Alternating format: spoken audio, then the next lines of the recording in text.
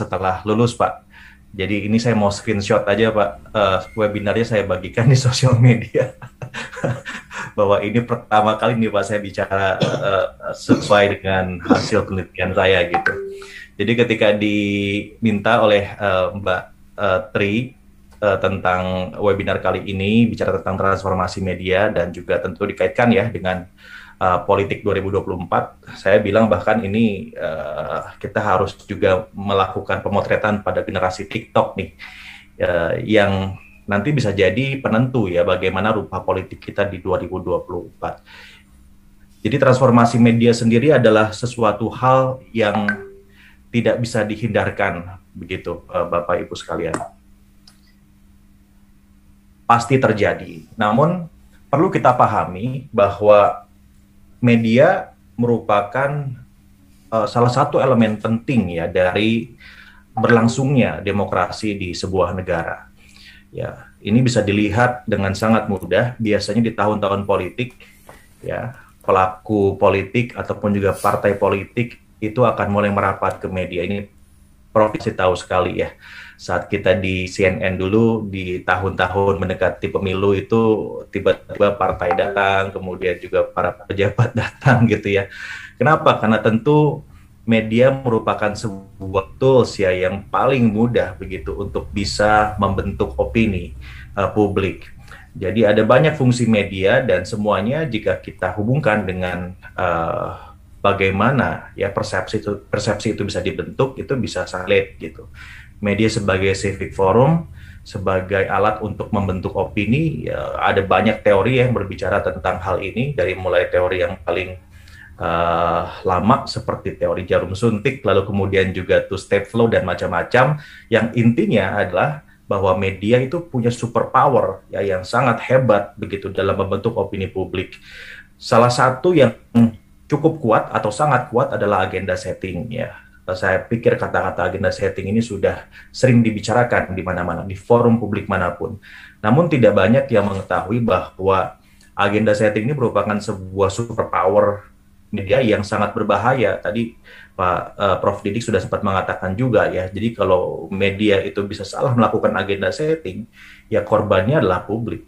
Karena publik melihat apa yang ditampilkan oleh media itu cenderung pasif ya, satu arah ya, berbeda dengan media baru. Di media konvensional, hubungan antara publik atau khalayak dengan medianya itu bersifat pasif dan satu arah, sehingga jika sedikit demi sedikit, lalu setiap hari, setiap saat dipapar informasi-informasi yang dilakukan dengan agenda setting tertentu, itu bisa membentuk opini dan juga orientasi politik ya.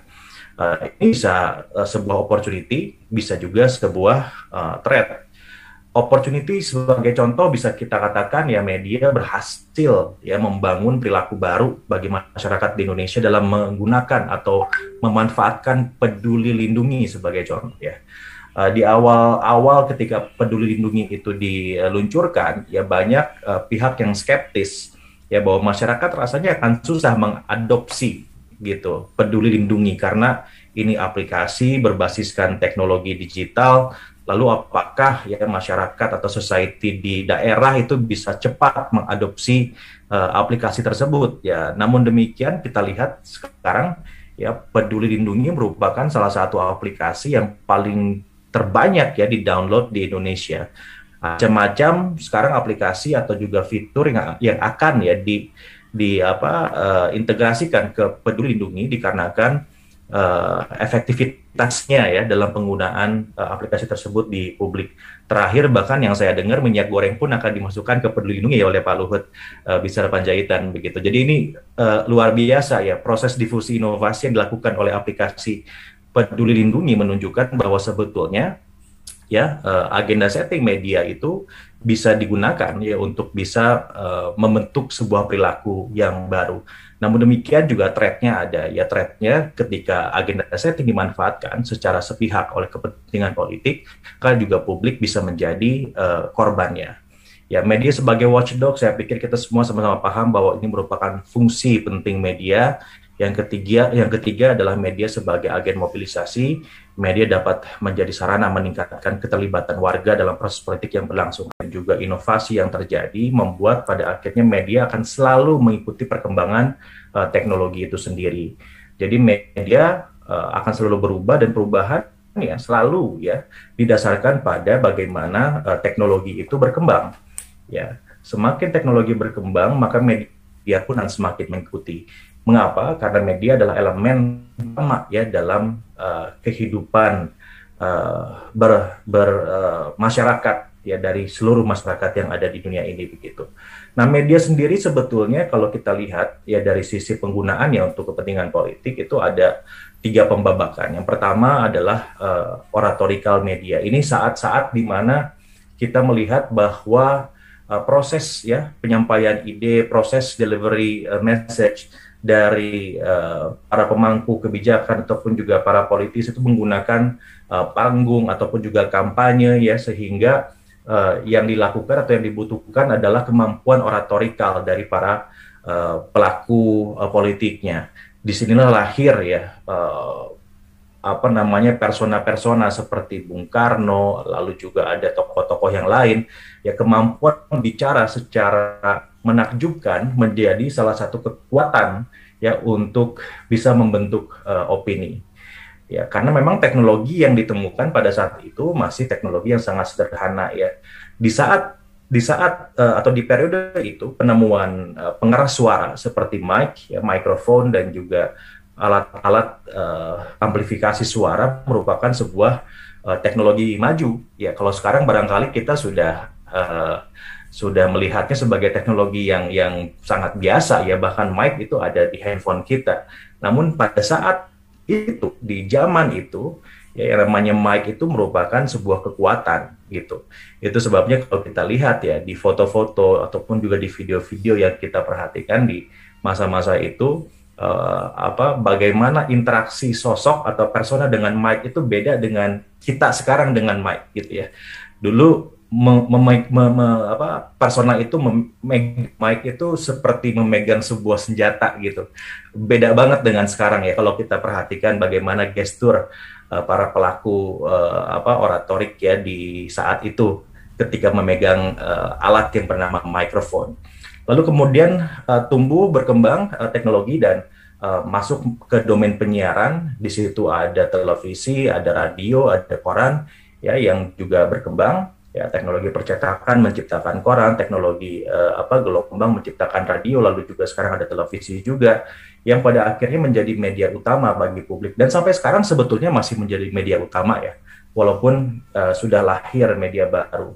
Nah, sifat yang paling utama dari media utama ini adalah satu arah ya, karena media memproduksi konten, memproduksi pesan itu kemudian diabsorb ya atau diterima oleh publik.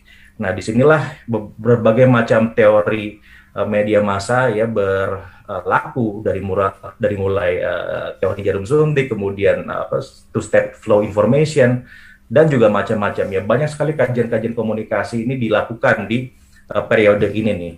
Ya, penelitian juga dilakukan di sini juga dari berbagai aspek begitu ya, baik sosiokultural, sosiopsikologis dan macam-macam.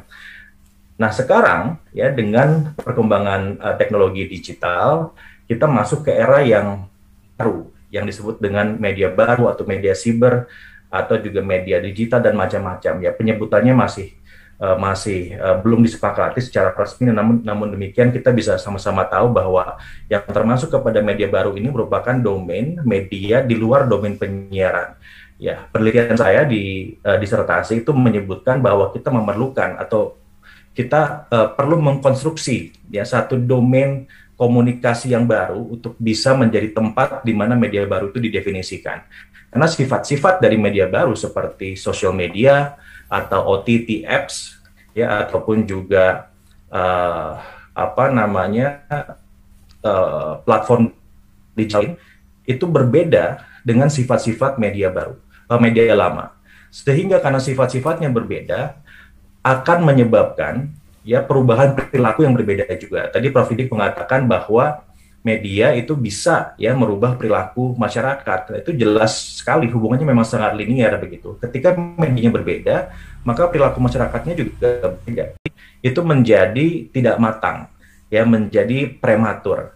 Namun kemudian dampaknya pada perilaku tetap sama. Karena informasi yang masuk kepada manusia akan diproses untuk menjadi salah satu sumber membentuk perilaku yang baru. Nah, namun ada beberapa keunggulan, yaitu hubungannya yang dua arah. Ya, karena dua arah, maka sebetulnya para pelaku ini, ya baik produser ataupun juga konsumen, itu punya tingkatan yang sama, karena dua-duanya bisa memproduksi konten.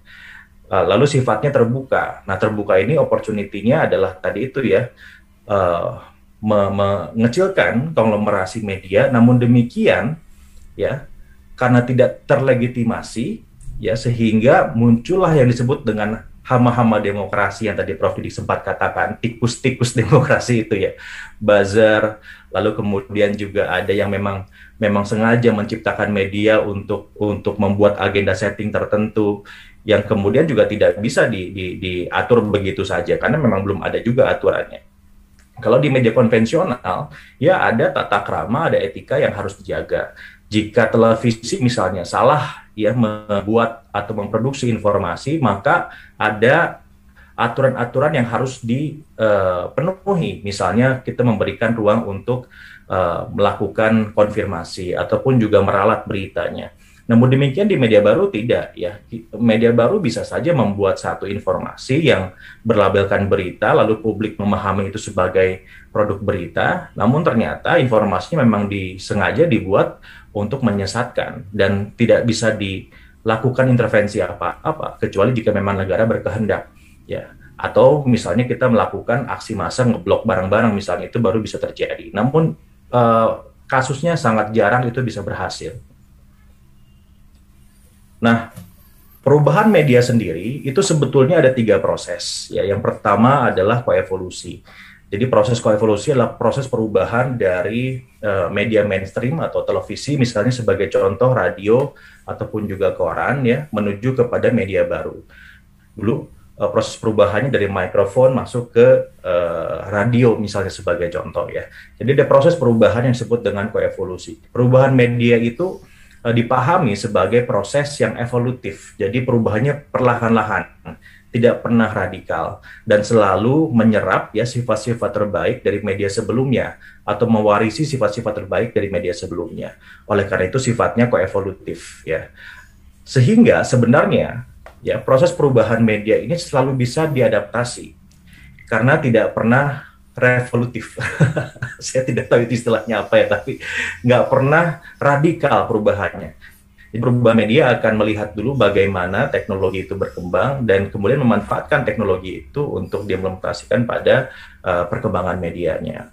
Nah, perkembangan media ya yang evolutif itu lalu kemudian akan masuk ke proses berikutnya, itu disebut dengan konvergensi. Ini yang disebut dengan integrasi media ataupun juga multimedia dan macam-macam. Jadi strategi konvergensi itu macam-macam ya, namun pada intinya adalah bagaimana menggabungkan dua entitas media yang berbeda sifat menjadi satu media baru. Itu disebut dengan konvergensi. Nah, ada proses ketiga yang jarang diantisipasi oleh berbagai stakeholders ya, baik negara, publik ataupun juga kampus seperti Paramadina, yaitu fase kompleksitas. Bahwa setiap terjadi perubahan media, ya perubahan atau transformasi media dari koevolusi lalu konvergensi akan selalu pada akhirnya menyebabkan kompleksitas atau chaos. Prof. Didik tadi sempat mengatakan terjadinya entropi ya. Kebetulan di disertasi saya juga saya menyebutkan akan adanya entropi media. Jadi media entropik ya. Media entropik itu kekacauan dalam proses media dari perubahan media itu untuk mencari pola yang baru. Jadi untuk mencari pola yang baru, pola baru yang ajak ya pada perubahan media itu akan melewati kekacauan dulu ya.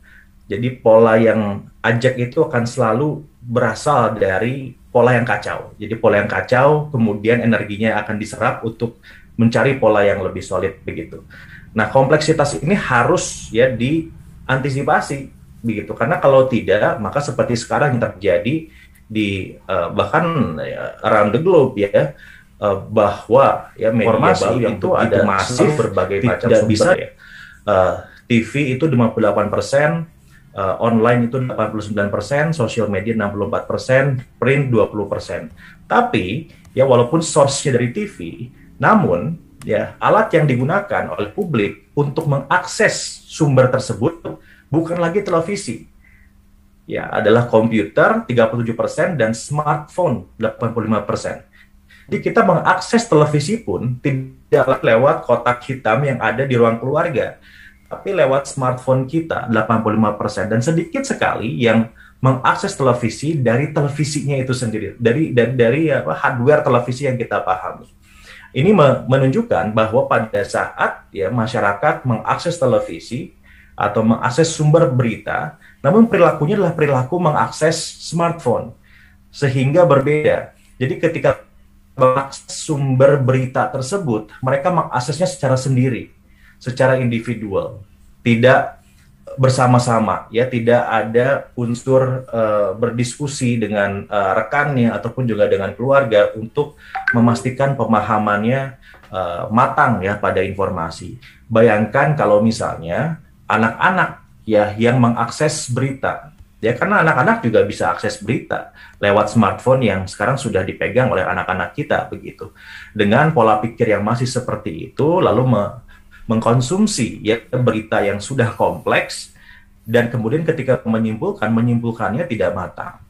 Namun demikian pengaruhnya pada perilaku ya generasi tersebut akan terjadi, tidak bisa dihindarkan begitu ya, karena smartphone tidak melihat apakah yang menggunakannya anak kecil atau orang dewasa.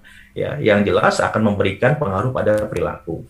Ya, sementara itu kalau kita lihat juga bagaimana berita disebarkan ya, itu 39% menggunakan sosial media, dari WhatsApp, itu Facebook, dan juga sosial media yang lain. Nah, permasalahannya adalah begini, Bapak Ibu sekalian, ya, media konvensional memang masih punya pengaruh besar dalam demokrasi. Namun, ya, saat ini media konvensional itu menyadur media sosial, sehingga sebetulnya sumber informasi dari media konvensional pun sekarang ini adalah media sosial. Ya, ruang redaksi sudah mulai berubah prosesnya. Jika dulu ya ruang redaksi itu saya masih ingat ya ketika di Metro TV ya, saat itu media sosial memang masih belum semasif sekarang.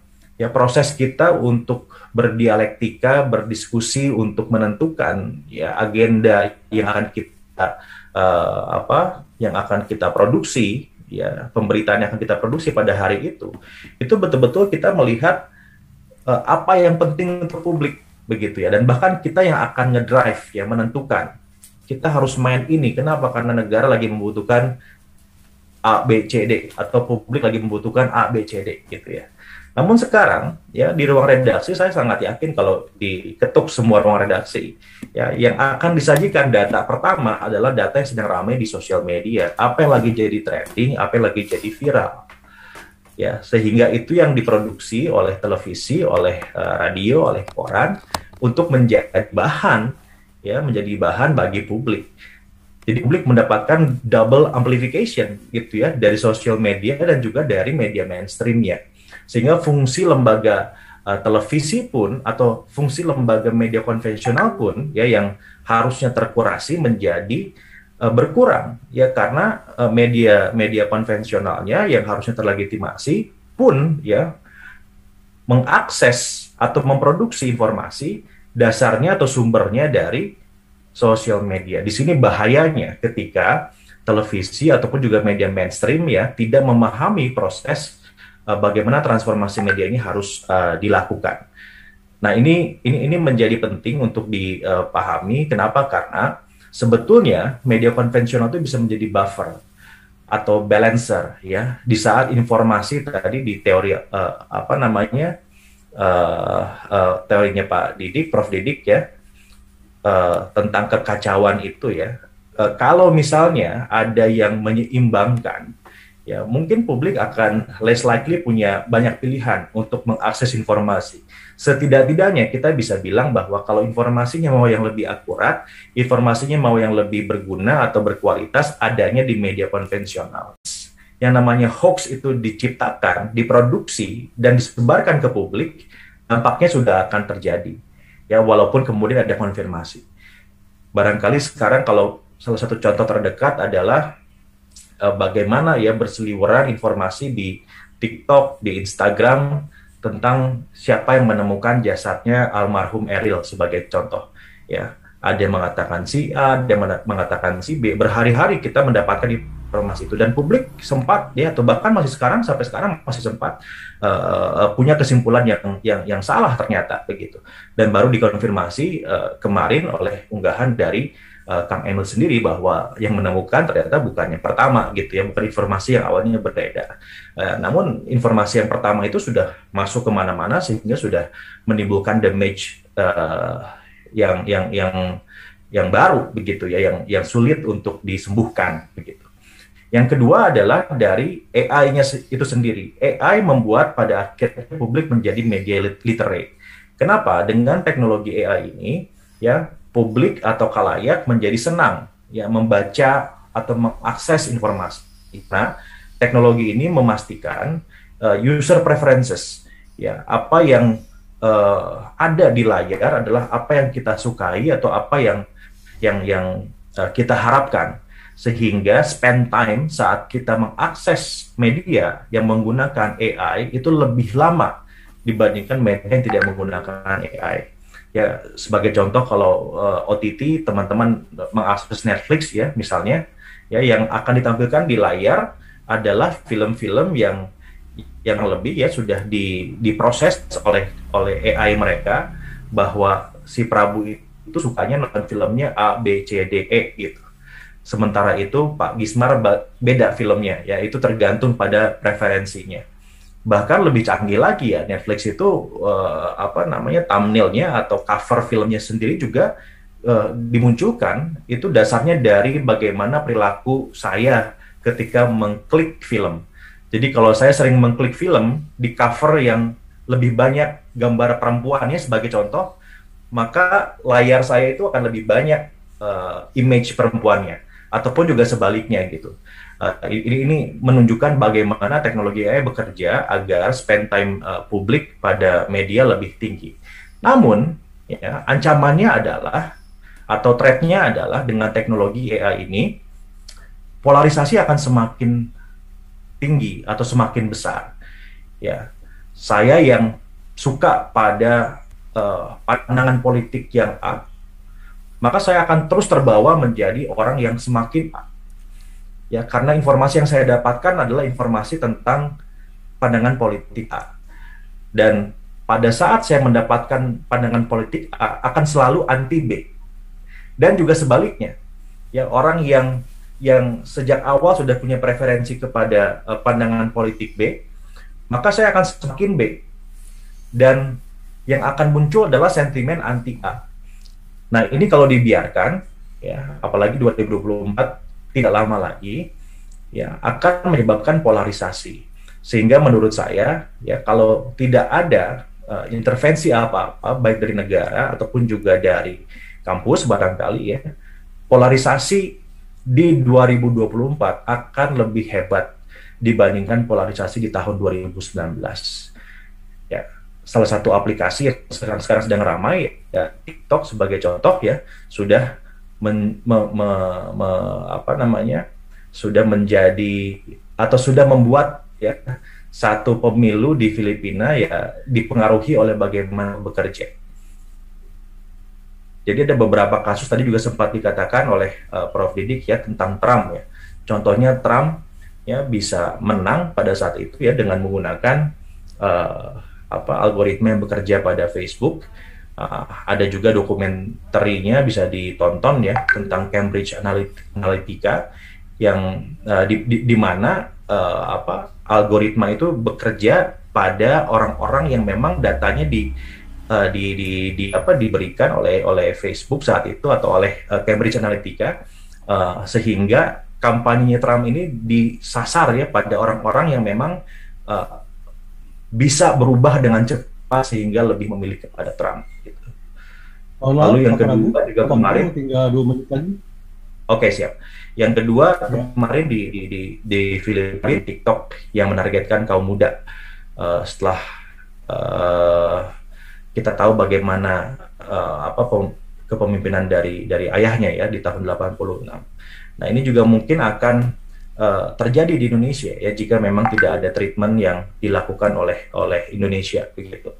Nah, nah, ini sebagai contoh ya, video seperti ini bisa dikasih musik, bisa dikasih potongan-potongan yang dramatis sehingga menimbulkan efek-efek yang kita harapkan. Nah, saya melihat bahwa di 2024 akan lebih riuh dan akan terjadi polarisasi yang hebat jika tidak ada intervensi dari negara ataupun juga tidak ada effort apapun ya dari kita dan membiarkan informasi bebas berkeliaran seperti sekarang ini. Di beberapa negara seperti di Eropa ya, Eropa ini sudah punya undang-undang yang namanya GDPR. Setidak-tidaknya ini walaupun juga belum sempurna, tetapi bisa memastikan agar data-data yang kita submit di sosial media atau di aplikasi itu tidak digunakan untuk kepentingan-kepentingan di luar fitur yang ditawarkan oleh aplikasinya. Jadi datanya nggak bisa dipakai untuk kepentingan politik sebagai contoh. Atau juga di Australia ya, di mana karya jurnalistik atau publisher right itu dilindungi sehingga berita-berita yang muncul dari publisher itu adalah berita-berita yang diutamakan muncul di Google. Dan di Rusia sebagai contoh ya kemarin ketika perang Rusia-Ukraina mereka langsung nge-freeze ya berbagai macam platform di luar platform Rusia. Mereka bikin YouTube sendiri, membuatkan Instagram sendiri ya, disiapkan oleh pemerintah begitu. Ini contoh bagaimana negara sebetulnya bisa melakukan sesuatu pada potensi chaos ya yang mungkin terjadi dikarenakan adanya transformasi media. Yang kedua dan mungkin bisa dilakukan di Paramadina, kita bisa menginisiasi dari awal adalah formalisasi edukasi sosial media sedini mungkin. Karena anak-anak kampus ini kan sebetulnya yang paling rentan ya beraktif, namun juga kita tahu bahwa perlu diberikan asupan informasi yang matang. Jadi kalau misalnya ya Paramadina barangkali berkenan kita menginisiasi begitu mata kuliah etika sosial media terlebih dahulu yang nanti mungkin akan bisa diadopsi oleh kampus-kampus yang lain. Karena ini sangat penting sekali ya sehingga anak-anak muda ya bisa paham tentang efek dari sharing berita yang hoax misalnya, tentang efek dari ngeposting sesuatu di sosial media yang belum terjamin kebenaran informasinya dan macam-macam. Ya setidak-tidaknya seperti itu, tentang efek dari komentar. Ya bagaimana netizen Indonesia ya oleh Microsoft sekarang udah masuk kepada salah 1 atau 3 besar ya netizen yang paling tidak sopan ya di dunia dalam berkomentar, dan memang kejam banget ya. Kita ingat kemarin di Sungai Bern itu ya begitu ada peristiwa tenggelamnya almarhum Eril, lalu netizen Indonesia langsung ya beramai-ramai ya melakukan, saya bilangnya negatif nationalism ya, memberikan rating jelek langsung ke Sungai Bern gitu ya, sehingga ratingnya jadi hanya 1,0. Tapi kemudian karena ada GDPR ya mereka bisa langsung intervensi masuk ke Google dan meminta agar semua rating yang masuk dari Indonesia digugurkan. Nah, ini contoh bentuk-bentuk kehadiran negara pada transformasi media. Barangkali itu dari saya, Pak Edison. Terima kasih banyak. Mohon maaf jika ada kekurangan, mohon dimaafkan. Kalau ada yang salah mungkin diungkapkan aja.